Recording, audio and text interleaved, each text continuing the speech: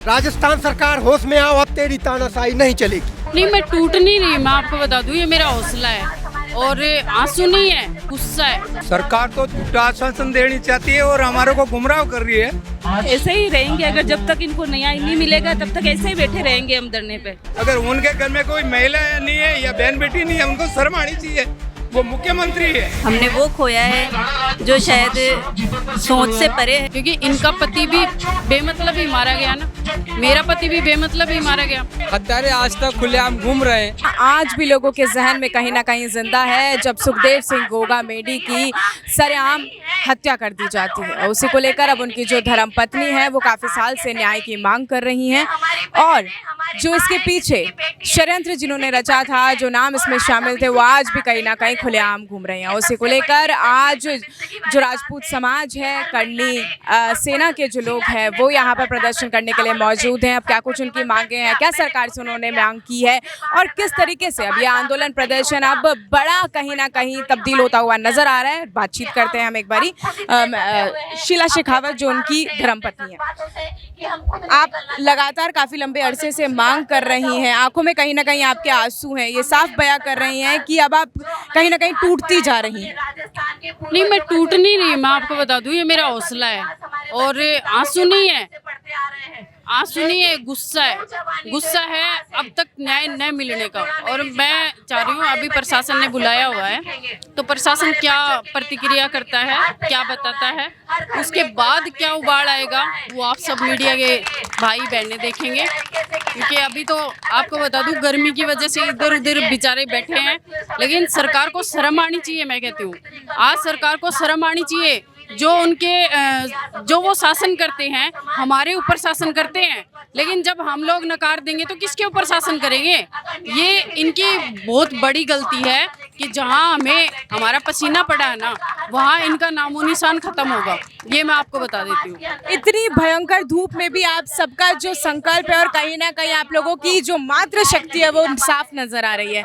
सरकार से आपने मांग की, क्या सरकार की तरफ से किसी ने कुछ बातचीत करी, कुछ आश्वासन दिया? नहीं, आए हुए हैं प्रशासन वाले, अभी बातचीत चल रही है। मैंने भेजा हुआ है जो अपने मंत्रिमंडल वो बनाया है न्याय का, तो वो लोग अभी बातचीत कर रहे हैं। तो उसमें क्या हमें बताते हैं और क्या नहीं, क्योंकि हमारी तो यही मांग है कि हमें अगर एक तो SIT की टीम गठित करके दे, और दूसरा मैं आपको बताऊं कि जो विदेश में बैठे हुए हैं अपराधी, उन अपराधियों को लाया जाए। जैसा कि मैं पहले भी कह रही थी कि जो सबको धमका रहे हैं, फिरौतियाँ मांग रहे हैं, उन लोगों को लाया जाए और ला करके फांसी दी जाए। फर्क ये नहीं पड़ता कि हम धूप में बैठे हैं या मतलब धूप लग रही है, फर्क वो नहीं पड़ता।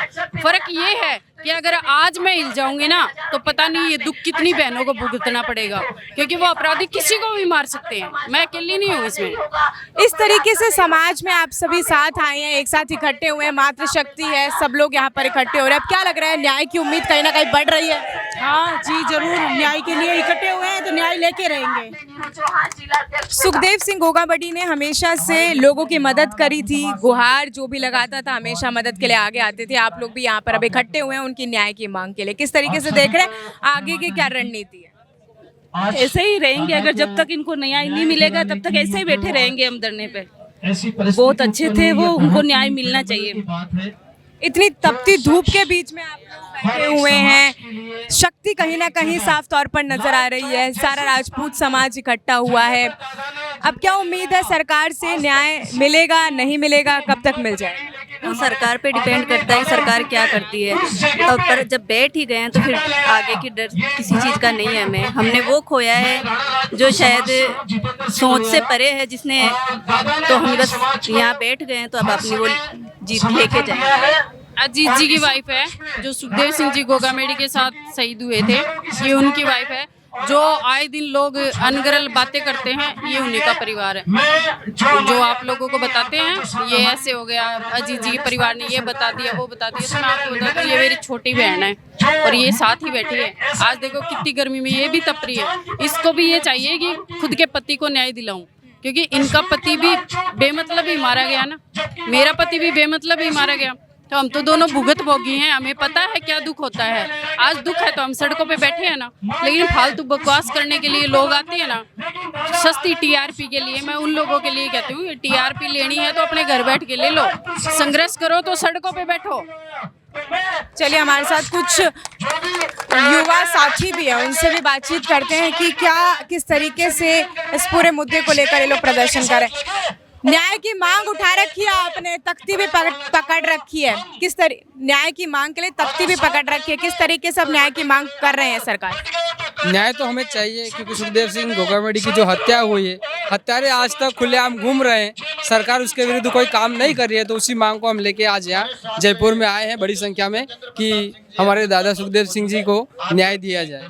काफ़ी संख्या में लोग हैं, सब लोग सिर्फ एक ही मांग कर रहे हैं, एक ही उम्मीद के साथ आए हैं कि सुखदेव सिंह गोगामेडी जो है उनको न्याय मिल सके।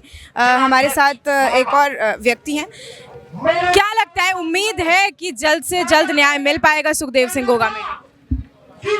अगर न्याय नहीं मिलेगा तो हम यहीं पर धरने पर डटे रहेंगे। हमें खाना चाहिए नहीं, पानी चाहिए नहीं, ज़रूरत आवश्यकता ही नहीं हमें किसी की। हमें हमारे को इंसाफ चाहिए। जो उनके हत्यारे हैं, उन हत्यारों को हमारे यहाँ गुस्सा हमारे अंदर इतना है कि हमारे करनी सेवकों को लाके दे दे, हम यहीं उनको चीर देंगे। अगर कानून ऐसा सरकार नहीं कर सकती है तो, वरना सरकार करके हमारे को लिख करके दे सरकार के लेटर हेड पर, तब हम हमारा धरना यहाँ से विसर्जन करेंगे। न्याय की उम्मीद लगातार इतने लोग कहीं ना कहीं उठा रहे हैं, क्या उम्मीद है सरकार से, क्या वार्ता चल रही है, कोई आश्वासन दिया सरकार के लोगों ने? हम लोग ऐसे समाज से आते हैं, क्षत्रिय समाज से, जो हमारे दादा स्वर्गीय सुखदेव सिंह गोगामेडी जी थे। उनने कभी जात ना पात कुछ नहीं देखा है, 36 कौमों के लिए उनने संघर्ष किया है और जान की बाजी लगाई है। जो शहीद हुआ है, उस शहीद दादा सुखदेव सिंह गोगामेडी के लिए हम लोग 800 किलोमीटर से चल के आए, बुंदेलखंड की धरती से, जहाँ सोने चांदी और जहाँ पे हर चीज़ की रमणीक सुविधाएं हैं। तो हम चाहते हैं कि अगर हमें कानून के तौर पे न्याय मिल जाएगा तो हम स्वीकार करेंगे। अगर हमें न्याय नहीं मिला तो हम लोग बुंदेलखंड से बिलोंग करते हैं, हम घेरने के साथ साथ लड़ना भी जानते हैं और लड़के दिखाएंगे। जो चीज़ हमें अगर नहीं मिलेगी प्यार से, हम उसे दबंगी, जो भी मान लो, क्षत्रिय आदमी है, दबंग है हम लोग, तो हम अब न्याय पाने के लिए लड़ाई लड़ते हैं और उनका घेराव करेंगे और उनको सिखा देंगे कि ये राजस्थान सरकार होश में आओ, अब तेरी तानाशाही नहीं चलेगी। काफ़ी लंबा अरसा बीत चुका है न्याय की मांग करते करते। इस भरी धूप में सभी मातृशक्ति भी बैठी हुई है, आप लोग भी सब बैठे हुए हैं। किस तरीके से अब उम्मीद जता रखी है भजनलाल सरकार से कि जल्द से जल्द न्याय मिल पाएगा? जैसे कि अभी थोड़ी देर पहले भाभी साहब ने फरमाया था कि अगर यहाँ पे हमारी सुनवाई नहीं हुई, हम धूप झेल सकते हैं तो आग भी झेल सकते हैं। उन्होंने बोला था कि अभी जैसे अगर कुछ सुनवाई नहीं होती तो हम CM हाउस के सामने आत्मदाह करेंगे। अभी जैसे थोड़ी देर पहले बोला था तो कि वही चीज़ है, अगर वो नहीं सुनवाई करते हैं तो फिर ये होना तय है। और उनके साथ पता नहीं कितनी सतरणियाँ आत्मदाह करेगी और कितने करनी सैनिक आत्मदाह करेंगे।